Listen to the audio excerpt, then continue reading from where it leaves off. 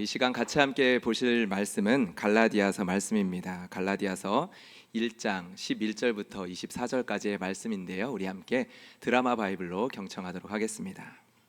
형제들아, 내가 너희에게 알게 하노니 내가 전한 복음은 사람의 뜻을 따라 된 것이 아니니라. 이는 내가 사람에게서 받은 것도 아니요 배운 것도 아니요 오직 예수 그리스도의 계시로 말미암은 것이라.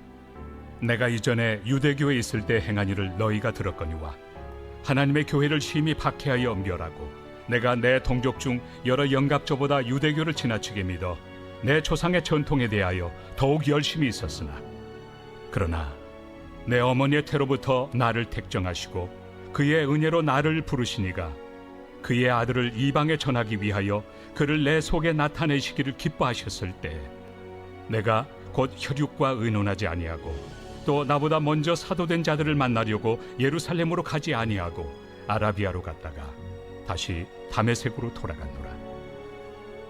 그 후 3년 만에 내가 게바를 방문하려고 예루살렘에 올라가서 그와 함께 15일을 머무는 동안 주의 형제 야고보 외에 다른 사도들을 보지 못하였노라.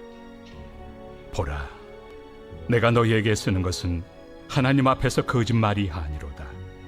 그 후에 내가 수리아와 길리기아 지방에 이르렀으나 그리스도 안에 있는 유대의 교회들이 나를 얼굴로는 알지 못하고 다만 우리를 박해하던 자가 전에 멸하려던 그 믿음을 지금 전한다 함을 듣고 나로 말미암아 하나님께 영광을 돌리니라. 아멘. 오늘 오후 예배 가운데 오신 여러분들 가운데 또한 온라인으로 참여하는 우리 모든 성도님들 가운데 하나님께서 풍성한 은혜 허락하여 주실 줄 믿습니다. 최근에 성경책을 새로 구입을 했습니다. 이건데요. 요즘엔 더 예쁘게 나오더라고요. 정말 오랜만에 이제는 구입을 새로 하게 되어졌는데, 성경책을 구입하는 것은 여러 번 있었지만 이 안의 내용은 변함이 없습니다. 변함없이 불변하는 하나님의 말씀이 이 안에 기록되어 있는데요. 이 시간 이 오후 예배 가운데 참여하신 우리 모든 성도님들, 이 성경에 기록된 말씀이 하나님의 말씀이라고 여러분들 고백하십니까? 사람의 말이 아니라 하나님의 말씀으로 여러분들은 여기에 기록된 말씀들을 받아들이고 계십니까? 대한예수교 장로교, 우리 이 교단에 속한 성도들이라면, 학습교인, 세례교인이라면 모두가 다 이 고백을 해야 합니다. 학습 문답을 할 때, 세례 문답을 할 때 가장 먼저 점검하는 믿음이고 또한 고백이기 때문입니다. 좀 오래돼서 여러분들 좀 잊었을 수는 있는데요. 학습 문답 내용을 한번 읽어보도록 하겠습니다. 세례 학습 문답을 보면 각 1장에서 학습 문답이나 세례 문답이나 문답자의 대상에 대해서 자격에 대해서 언급을 합니다. 그리고 바로 2장에서는 성경에 대하여 질문하고 대답을 합니다. 바로 성경이 무엇이냐라는 것입니다. 제가 한번 질문을 읽으면 대답을 읽어주시면 감사하겠습니다. 우리의 신앙과 생활의 유일한 법칙은 무엇입니까?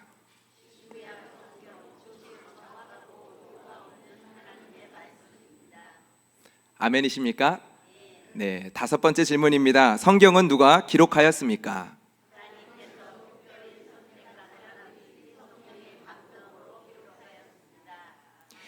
구약에 기록된 내용은 무엇입니까? 6번째 넘겨주시고요. 네, 시작.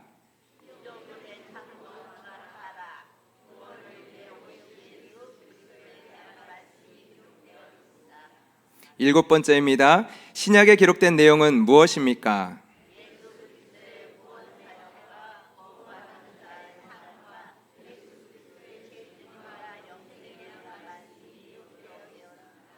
예, 그렇습니다.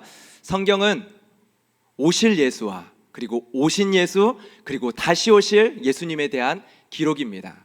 우리 마지막입니다. 8번 문답입니다. 성경은 어떻게 읽어야 합니까?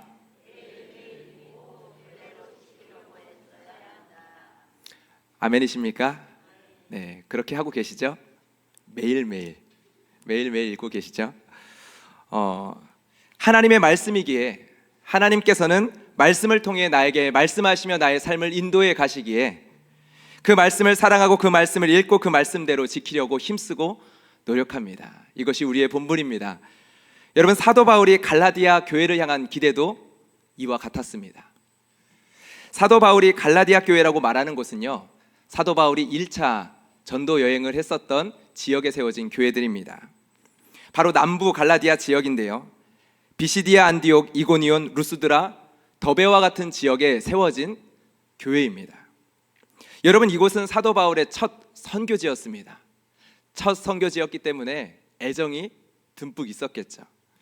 특별한 애정과 사랑이 있는 교회들입니다. 그런데 자신이 전도하고 자신이 말씀과 하나님의 복음을 전하여 세운 그 교회 가운데 너무나도 가슴 아픈 소문이 들려옵니다. 사도 바울은 가슴이 아프고 슬픈 것을 넘어서서 분노하는 감정까지 느끼는 것처럼 이 갈라디아서 1장을 통하여서 이야기들을 쏟아놓습니다. 오늘 본문 11절과 12절에서 사도 바울이 반복하는 내용이 있는데요, 이 반복하는 내용이 무엇이냐면 내가 전한 복음은 사람에게서 난 것이 아니다라는 것입니다. 내가 너희에게 전한 복음은 사람의 뜻을 따라 된 것이 아니고 내가 사람에게서 배운 것도 아니고 내가 사람에게서 받은 것도 아니다라는 것을 이야기를 합니다. 갈라디아서 1장 1절의 말씀을 보면 이 갈라디아서의 이 편지를 시작을 하면서 동일한 표현을 언급을 하는데요, 우리 함께 읽어보겠습니다. 시작. 사람들에게서 난 것도 아니요 사람으로 말미암은 것도 아니요 오직 예수 그리스도와 그를 죽은 자 가운데서 살리신 하나님 아버지로 말미암아 사도된 바울은, 의도적으로 반복하고 의도적으로 강조하고 있습니다. 바로 사람에게서 난 것이 아니라는 것을요, 예수 그리스도와 하나님으로 말미암았다. 여러분, 사도 바울이 이 점을 강조하는 이유가 무엇입니까? 갈라디아 교회가 사도 바울이 전한 복음을 하나님의 말씀으로 받는 것이 아니라 사람의 말로 받기 시작했기 때문입니다. 여러분들은 성경을 볼 때 어떠십니까? 그 말씀이, 여기에 기록된 이 말씀이 여러분의 삶을 판단하게 하십니까? 아니면 여러분이 그 말씀을 판단하십니까? 성경을 읽고 그 안에서 하나님의 뜻을 발견하기 위해서, 그리고 그것을 내 삶에 적용하기 위해선 우린 해석이라는 과정을 거쳐야 합니다. 본문의 바른 뜻이 무엇인지 찾기 위한 해석의 과정이 반드시 필요합니다. 그러나 우리는 성경을 판단하는 판단자의 위치에 서지는 않습니다. 여러분, 말씀을 읽는 바른 위치가 어디입니까? 말씀 아래에 서는 것입니다. 이 말씀이 나의 삶을 판단하는 권위를 가지고 있음을 우리가 인정을 하는 것이죠. 여러분, 그런데 갈라디아 교회 성도들은 사도 바울을 통하여 전해진 이 하나님의 말씀을 판단하기 시작합니다. 여러분, 이것은 심각한 위험입니다. 왜냐하면 사단이 교회를 공격할 때, 하나님의 나라를 공격할 때 바로 가장 먼저 이 방식을 사용하기 때문이죠. 교회가 세워진 토대, 진리라는 토대를 공격합니다. 그리고 토대가 흔들리면, 토대가 무너지면 교회도 흔들리게 되고 무너지게 됩니다. 여러분, 아담이 사단의 유혹을 통해 하나님의 말씀을 판단하기 시작할 때 어떻게 되었습니까? 여러분, 판단하기 시작한 순간 실패는 시작되었습니다. 구약에 출애굽한 이스라엘 백성들이 하나님의 말씀을, 하나님의 약속의 말씀을 판단하기 시작합니다. 그때 어떻게 되었습니까? 죽었습니다. 패배했습니다. 광야를 방황했습니다. 여러분, 이 사실을 너무나도 분명히 알고 있었던 사도 바울은 교회가 무너질 위기로 지금의 상황을 인식한 것입니다. 지금 이 갈라디아 교회가, 하나님의 말씀으로 세워진 이 교회가 사단의 입에 잡아먹히는 순간으로 인식한 것입니다. 그래서 갈라디아서 1장 8절에서 사도 바울은 매우 엄중한 말로 이렇게 표현을 합니다. 함께 읽겠습니다. 그러나 우리나 혹은 하늘로부터 온 천사라도 우리가 너희에게 전한 복음 외에 다른 복음을 전하면 저주를 받을지어다.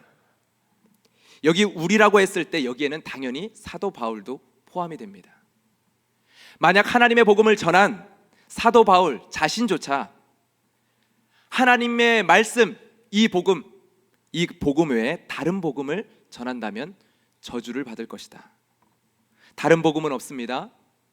복음에 다른 것이 가미되면, 우리의 판단이 가미되면 교회는 무너지게 되어집니다. 우리는 하나님의 말씀을 알고자 노력을 해야 합니다. 그리고 그 하나님의 말씀을 알고자 이 자리 가운데 우리의 말씀을 듣고자 청종하고자 나와 있죠. 근데 그러하기 위해서 우리가 가장 먼저 해야 할 것은 말씀이 나를 판단하는 자리에 서는 것입니다.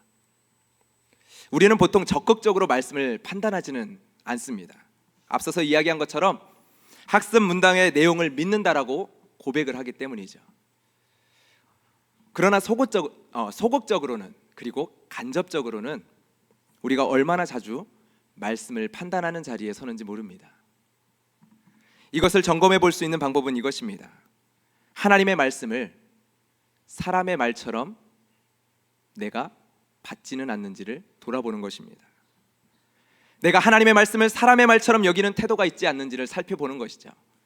다르게 표현하면 내 삶 속에 하나님의 말씀에 대한 권위가 살아있는지를 질문해 보는 것입니다. 하나님의 말씀이 선포됩니다. 그런데 그 말씀은 나와 상관없는 말씀, 지금 나에게는 적용이 되지 않는 말씀, 지금의 나의 상황과는 관계없는 말씀. 하나님의 말씀이 선포됩니다. 그런데 그 선포되는 그 말씀의 능력은 인정되지 않습니다. 성경이 하나님의 말씀이라고 고백하지만 정말 우리의 삶에 그 말씀의 권위가 살아 있습니까? 여기에서부터 우리가 내가 어떠한 자리에 있는지를 점검해 볼 수 있습니다. 말씀 위에 있는지 아니면 그 말씀 아래에 있는지. 여러분, 사도 바울은 하나님의 말씀을 판단하는 위치에 있는 갈라디아 교회가 다시금 말씀 앞으로 돌아오게 하기 위하여 두 가지를 이야기합니다. 한 가지는 회심 사건입니다. 자신의 회심 사건. 그리고 또 하나는 자신이 누구에게도 가르침을 받은 적이 없다라는 것을, 그 사실에 대한 증명을 긴 이야기를 통해서 하고 있습니다. 이 두 이야기를 통해 사도 바울은 한 가지를 증명을 합니다. 바로 자신이 전한 복음은 사람에게 배운 것이 아니다라는 것입니다. 예수 그리스도의 계시로 말미암은 것이다 라는 것을 이야기합니다. 오늘 본문의 이야기들이, 그리고 사도 바울이 지금 논증하는 이야기들이 우리에게는 썩 잘 이해되거나 다가오지 않을 수 있습니다. 어떠한 내용인지는 알겠지만 그 내용이 잘 다가오지 않는 거죠. 그러나 당시 이 편지가 우리가 아닌 갈라디아 교회를 향한 편지였다는 것을 기억할 필요가 있습니다. 이 내용은 갈라디아 교회가 처한 상황에 매우 적절한, 그리고 매우 직설적인 내용이었습니다. 갈라디아 교회에 다른 복음을 전하는 사람들이 있었습니다. 이들은 예루살렘 교회에서 온 사람들로 보이는데요, 그들은 사도 바울이 가지고 있는 권위를 도전을 합니다. 공격을 합니다. 그리고 그들은 이렇게 주장을 합니다. 바울이 자신이 예수님께 보냄을 받은 사도라고 주장하는데 아닙니다. 사실 그는 사도가 아닙니다. 그는 예수님을 살아생전에 만난 적이 없는 사람입니다. 그가 전한 복음은 자신이 아니라 정말 진짜 사도들을, 예수님의 제자들에게 배운 것입니다. 전해 들은 것입니다. 그런데 그 내용이 완전하지가 않습니다. 무언가 그가 전한 복음은 부족합니다. 자, 이제 여러분에게 온전한 복음이 무엇인지 알려주겠습니다. 우리에게 와서 들으십시오. 여러분, 이렇게 다른 복음을 전하는 사람들이 있었다라는 것입니다. 이들의 이야기에 사도 바울은 나도 베드로와 같은 사도다라는 것을 지금 이야기하고 있습니다. 지금 시대가 어떠한 시대입니까? 초대교회 신약 성경이, 우리가 보고 있는 신약 성경이 기록되어 있지 않은 시대입니다. 그렇게 예수님께서는 특별히 사도라는 직책을 세워주셨습니다. 한번 우리 누가복음 6장 13절의 말씀을 읽어볼까요? 시작. 발금에 그 제자들을 부르사 그 중에서 12를 택하여 사도라 칭하셨으니. 여러분, 신약의 초대교회는 예수님께서 이렇게 부르시고 세우신 사도의 다스림을 통하여, 사도의 가르침을 통하여 세워졌습니다. 예수님이 사도로 보내신 사람들이 구약의 말씀과 예수님께서 공생애 동안 가르치신 말씀과, 그리고 진리 되시는 성령님께서 인도하시고 가르치시는 말씀을 따라 교회를 다스리고 교회를 가르치면서 이 초대교회의 사역을 감당해 왔습니다. 사도 바울은 자신이 이러한 사도와 동일한 권위를 가지고 있다라고 이야기를 합니다. 그리고 이러한 권위가 부여된 사도라는 것에 대한 분명한 인식들을 자신이 기록한 말씀 곳곳에 기록을 하고 있는데요. 예수님께서 자신에게 나타내 주신 분명한 계시가 있었기 때문입니다. 먼저 우리 사도행전 26장 16절부터 18절까지의 말씀을 한번 읽어보도록 하겠습니다. 함께 읽겠습니다. 일어나 너의 발로 서라. 내가 네게 나타난 것은 곧 내가 나를 본 일과 장차 내가 네게 나타날 일에 너로 종과 증인을 삼으려 함이니 이스라엘과 이방인들에게서 내가 너를 구원하여 그들에게 보내어 그 눈을 뜨게 하여 어둠에서 빛으로 사탄의 권세에서 하나님께로 돌아오게 하고 죄사함과 나를 믿어 거룩하게 된 무리 가운데서 기업을 얻게 하리라 하더이다. 사도 바울에게 다메섹 도상에서 나타나신 부활의 예수님께서 하신 말씀입니다. 바울이 자신에게 주어진 권위에 대하여서 고린도전서 13장 10절에서는 이렇게 언급을 하고 있습니다. 우리 한 번 더 읽어보겠습니다. 시작. 그러므로 내가 떠나 있을 때 이렇게 쓰는 것은 대면할 때 주께서 너희를 넘어뜨리려 하지 않고 세우려 하여 내게 주신 그 권한을 따라 엄하지 않게 하려 함이라. 내게 주신 그 권한을 따라. 근데 여러분, 왜 하나님께서는, 예수님께서는 이 사도 바울을 택하여 부르신 것입니까? 왜 사도 바울에게, 왜 사울에게 이 권한을 부여하신 것입니까? 하나님을 핍박하고 교회를 핍박했었던 사울을 택하신 이유, 오늘 본문엔 분명한 이유, 단 한 가지의 이유가 기록되어 있습니다. 16절 말씀인데요, 그의 아들을 이방에 전하기 위하여 그를 내 속에 나타내시기를 기뻐하셨을 때. 여러분, 하나님께서 사울을 기뻐하셨기 때문입니다. 우리는 여러 가지 이유들을 찾습니다. 율법에 해박했었던 사람이기 때문에, 영향력이 있었던 사람이었기 때문에, 이방인에게 복음을 전할 수 있는 헬라 문화에 익숙한 사람이었기 때문에, 로마 시민권을 가지고 있었던 사람이었기 때문에. 왜 그렇게 생각합니까? 바울이 이런저런 사역들을 하는 그 결과들을 보니까, 우리가 그 사역들의 결과들을 읽어보니까 그가 가지고 있는 여러 가지 조건들을 하나님께서 매우 긍정적으로 선교 사역 가운데 사용을 하신 것입니다. 그래서 우리는 이렇게 결론을 내립니다. 아, 하나님께서는 이래서 사울을 선택하여 주셨구나. 아, 이러한 조건 때문에 하나님은 사울을 택하신 것이구나. 그러나 사도 바울은 무엇이라 이야기합니까? 오늘 본문 15절에서 그러나 내 어머니의 태로부터 나를 택정하시고 그의 은혜로 나를 부르시니가. 내가 무엇을 하기 이전에, 내가 어떠한 자격과 조건을 가지기 이전에 어머니의 태로부터 나를 택정하셨다라고 이야기를 합니다. 우리는 생각합니다. 하나님께서 예지하신 것이 아닙니까? 하나님은 모든 것을 알고 계신 것이 아닙니까? 사도 바울이 어떠한 사람이 될지 아셔서 그를 택하신 것 아닙니까? 아닙니다. 물론 하나님은 아셨습니다. 그러나 하나님이 아신 것이 하나님의 선택의 조건이 되지는 않습니다. 하나님의 예지라는 것은 그러한 것이 아닙니다. 하나님이 아시는 그 미래의 것이 하나님의 선택의 조건이 된다? 그런 것이 아니다라는 것입니다. 하나님의 선택이 내가 할 선택에 의해서 결정이 되어지는 것처럼 우리가 이해하는 하나님의 예지는 잘못된 이해입니다. 사도 바울이 어떠한 사람이 될 것이다가 하나님이 사도 바울을 선택해야 하는 조건이 되지 않았습니다. 어떻게 할 수 있습니까? 기뻐하셨다. 하나님께서 그를 기뻐하셨다. 이것 때문입니다. 사도 바울을 택하시고 이방인의 사도로 부르신 이유는 하나님이 기뻐하셨기 때문입니다.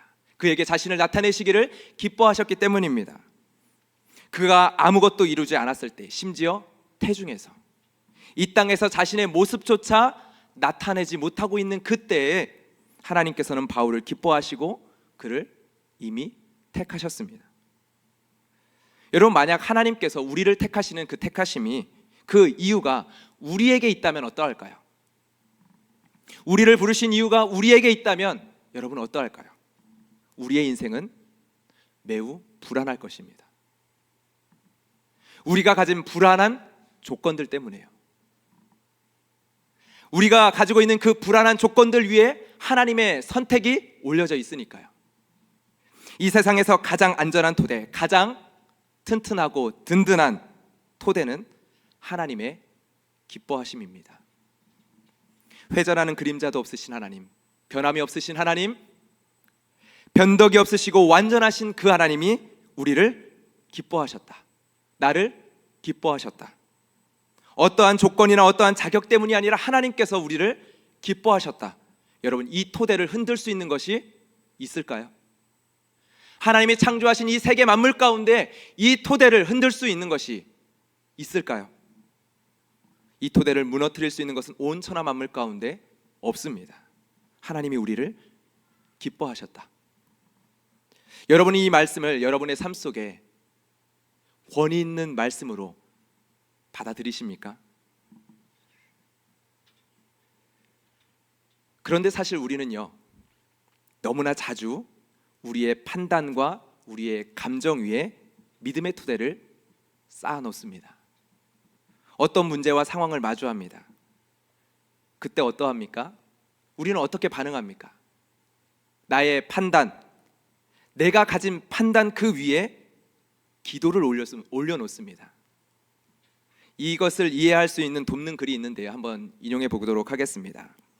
기도란 우리가 할 수 없는 일을 처리해 달라고 하나님께 부탁하는 것이 아닙니다. 기도란 우리는 아무것도 할 수 없지만 하나님은 우리를 통해서 무엇이든 할 수 있음을 인정하는 것입니다. 하나님은 뒤처리꾼이 아니라 역사의 주관자이십니다. 여러분, 아멘이십니까? 우리는 무엇이든 하나님께 구할 수 있습니다. 간구할 수 있습니다. 아뢰 수 있습니다. 그러나 우리가 아뢰는 그 하나님은 역사의 주관자이십니다. 그런데 우리는 문제와 상황을 마주하면 나의 판단, 이렇게 되어야만 해 라는 나의 판단 위에 우리의 기도를 올려놓습니다. 우리의 감정을 올려놓습니다. 우리의 믿음을 올려놓습니다. 이렇게 되어야 하기에 기도합니다. 이렇게 되게 하여 주실 것을 믿으며 기도합니다. 이렇게 해 주셔야만 한다라고 기도합니다. 그리고 또한 이렇게 되어야 한다라는 것에 나의 감정을 올려놓습니다. 그럼 어떻게 될까요? 이렇게 되지 않을 때까지는 우리의 감정은 요동치게 됩니다. 불안하게 됩니다.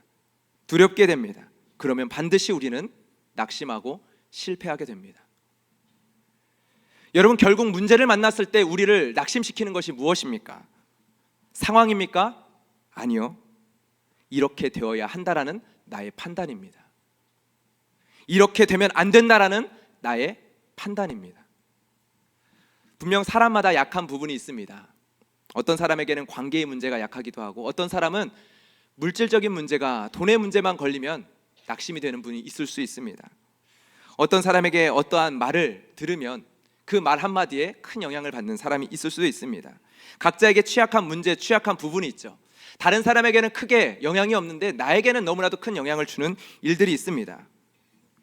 그럴 때 우리는 어떠한 것을 경험합니까? 나의 인생이 와장창, 나의 이 약점이 건드려졌을 때 나의 인생이 와장창 무너지는 것을 우리는 경험을 합니다. 이러한 불안한 우리의 판단과 우리의 감정, 거기 위에 우리의 삶의 토대가 놓여져 있다면 당연히 우리는 불안할 수밖에 없고 흔들릴 수밖에 없는 것입니다. 기도란 무엇입니까? 하나님은 우리를 통해 무엇이든지 할 수 있음을 인정하는 것입니다. 여러분, 사도 바울을 보십시오. 교회를 박해하던 이 사람이 하나님의 목적을 이루는 도구가 되어집니다. 팀 켈러가 이 내용을 가지고 이렇게 정말 멋진 표현을 썼는데 우리 한번 읽어볼까요? 시작.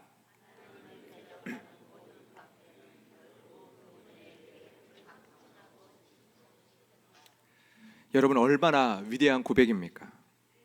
하나님을 대적하는 모든 박해는 결국 그분의 계획을 확증하고 진척시켰다. 여러분, 하나님은 뒤처리꾼이 아니라 역사의 주관자이십니다. 무엇이든 기도할 수 있습니다. 무엇이든 아뢰할 수 있습니다. 그분은 우리의 아버지시니까요. 그러나 우리의 판단과 감정이 믿음과 기도의 토대가 되지 않게 해야 합니다. 하나님은 우리를 통해 무엇이든 할 수 있음을 인정하는 것입니다. 여러분, C.S. 루이스는 예기치 못한 기쁨이라는 자신의 책에서 자신의 옛 선생에 대한 이야기를 합니다. 이 교사는 무신론자였습니다. 그런데 이 교사는 변증하는 데 있어서, 논리를 전개하는 데 있어서 매우 탁월했었던 사람입니다. 루이스에게 이 무신론자였던 교사는 변증하는 방법을 가리킵니다.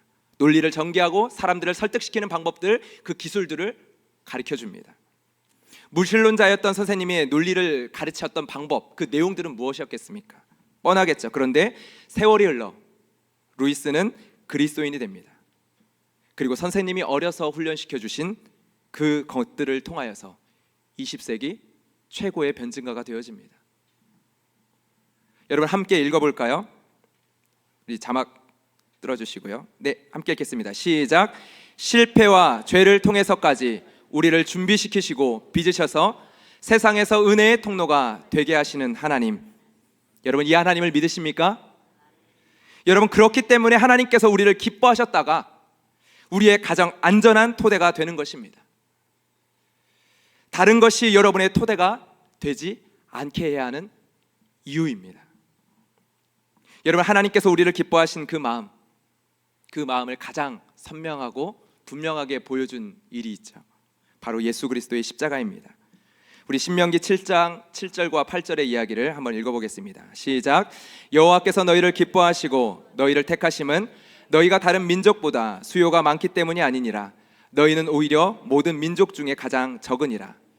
여호와께서 다만 너희를 사랑하심으로 말미암아 또는 너희의 조상들에게 하신 맹세를 지키려 하심으로 말미암아 자기의 권능의 손으로 너희를 인도하여 내시되 너희를 그 종되었던 집에서 애굽 왕 바로의 손에서 속량하셨나니 여호와께서 다만 너희를 사랑하심으로 말미암아. 이스라엘 백성들을 기뻐하신 이유, 택하신 이유가 무엇입니까? 오직 하나입니다. 다만 너희를 사랑하심으로 말미암아. 그래서 이스라엘 백성들을 속량하십니다. 예수님께서 우리를 속량하십니다. 다만 우리를 사랑하셨기 때문에. 여러분, 이 사랑이 가장 견고한 사랑입니다. 이 견고한 하나님의 사랑이 예수 그리스도를 통하여 우리에게 나타났습니다. 우리를 사랑하사 자신의 생명을 내어주신 예수 그리스도를 통하여, 그 십자가를 통하여 우리에게 나타났습니다. 여러분, 다른 복음이라는 것은요, 다른 종교를 가리키는 것이 아닙니다. 완전한 복음, 완전한 예수 그리스도의 십자가, 그 십자가의 사랑을 불완전한 것으로 만드는 것이 다른 복음입니다. 다른 종교가 아니라 예수님으로 충분하지 않다 여기게 만드는 그것이 다른 복음입니다. 나를 기뻐하신, 다만 우리를 사랑하신, 다만 나를 사랑하신 하나님의 사랑이 충분히 하지 않다 여기게 만드는 그것이 다른 복음입니다. 여러분들은 어떠한 다른 복음의 유혹 가운데 놓여져 있습니까? 이렇게 말하는 사람이 있습니다. 복음을 믿습니다. 그러나 복음이 나의 현실을 바꿔놓지는 않지 않습니까? 나는 예수님의 십자가와 부활과 대속의 은혜를 믿습니다. 그러나 내가 여전히 겪고 있는 이 삶의 문제는 변하지 않는데요. 여전히 있지 않습니까? 여러분, 그것이 다른 복음입니다. 복음이면 충분합니다. 복음이면 충분합니다. 여러분, 그렇다면 복음이면 충분하다라는 고백, 이 고백은 무엇입니까? 복음이 있어도 밥을 먹지 않으면 배가 고픕니다. 그러나 배가 고픈 상황 속에서도 하나님께서 자신의 생명을 주시기까지 나를 사랑하셨다라는 그 말씀이 충만하게 고백되어지는 것입니다. 배가 고픈 상황 속에서 하나님께서 내 배고픈 상황조차 돌아보지 않는다 여기며, 정말 날 사랑하시는 것이 맞는가 질문하며 의문하는 것이 아니라 나를 사랑하신 예수 그리스도의 십자가의 사랑이 지금 나의 현실 속에서도 충분하게, 충만하게 고백되어지는 것입니다. 그것이 복음으로 충분하다라는 고백입니다. 십자가의 복음 외에 이것을 덧붙이고 저것을 덧붙이고 그래야지 복음이 되어지는 것은 다른 복음입니다. 그런 복음을 가지고는요, 여러분의 작은 현실 속에서 그 복음을 가지고 싸워봤자 패배합니다. 패배할 수밖에 없습니다. 그렇게 사도 바울은 이야기합니다. 여러분, 다른 복음은 없습니다. 예수의 십자가의 복음으로 충분합니다. 여러분, 복음을 아십니까? 아는 것이 아니라 복음으로 충만해야 합니다. 복음으로 충만할 때 여러분 어떠합니까? 내게 복음이 있어도 직장에 잘리기도 합니다. 내게 복음이 있어도 질병에 걸리기도 합니다. 내게 복음이 있어도 실패하고 실수하기도 합니다. 그런데 그 상황 속에서 하나님께서 자신의 생명을 주시기까지 나를 사랑하신, 그리고 나를 기뻐하시고 나를 택하신 그 하나님의 말씀이 충만하게 고백되어집니다. 여러분, 복음으로 그럼 어떻게 충만할 수 있습니까? 복음을 선포해야 합니다. 오늘 주일 말씀을 통하여 담임 목사님께서 말씀하여 주신 것처럼 복음을 전하는 여러분의 발이 아름답습니다. 여러분, 먼저 여러분 자신에게 복음을 선포하십시오. 여러분의 문제 속에서 복음을 여러분 자신에게 선포해야 합니다. 여러분의 상황 가운데서 여러분 자신에게 복음을 선포해야 합니다. 먼저 복음을 들어야 할 자는 여러분 자신입니다. 실패와 죄를 통해서도 우리를 온전하고 거룩하게 빚어가시는, 다만 여러분을 사랑하시는 하나님, 그리고 그 사랑이 우리 가운데 증명되고 보여지고 확증된 예수 그리스도의 십자가와 부활을 여러분의 삶 가운데 선포하시는 것입니다. 여러분, 복음으로 충분하십니까? 여러분, 복음으로 충만하십니까? 조금은 큰 목소리로 한번 우리 스스로에게 한번 선포해 볼까요? 여러분, 복음으로 충분하십니까? 여러분, 복음으로 충만하십니까? 복음으로 충만한 여러분이 되기를 주님의 이름으로 축복합니다. 복음에 무엇을 덧붙이지 않아도 하나님의 말씀으로 충분합니다. 나에게 이미 주신 구원, 그 은혜, 그 사랑으로 충분합니다. 우리에게 선포되는 하나님의 말씀이 있습니다. 그 말씀의 권위가 이 시간 회복되길 바랍니다. 하나님께서 여러분을 기뻐하십니다. 하나님의 말씀이 선포되었습니다. 이 말씀의 권위가 여러분의 삶 가운데 회복되기를 주님의 이름으로 축복합니다. 실패와 죄를 통해서도 우리를 준비시키고 우리를 빚어가시는 그 하나님, 그 하나님의 말씀이 선포되었습니다. 그 하나님의 말씀에 대한 신뢰가 여러분의 삶 가운데 회복되기를 주님의 이름으로 축복합니다. 복음을 우리의 삶 가운데 선포되어질 때 우리의 한 주의 삶이 복음으로 충만한 삶이 될 줄 믿습니다. 이 시간 말씀을 정리하면서 복음으로 충분합니다라는 고백을 담아서 이 찬양을 주님 앞에 올려드렸으면 좋겠습니다. 예수님 한 분으로 충분합니다. 이 고백을 주님 앞에 올려드릴 때 예수님 한 분으로 충만한 그 은혜를 누리게 될 줄 믿습니다.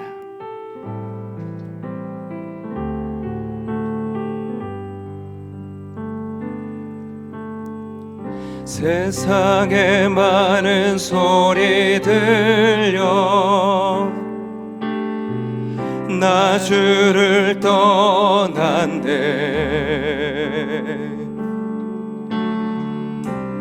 이제 주 앞에 나와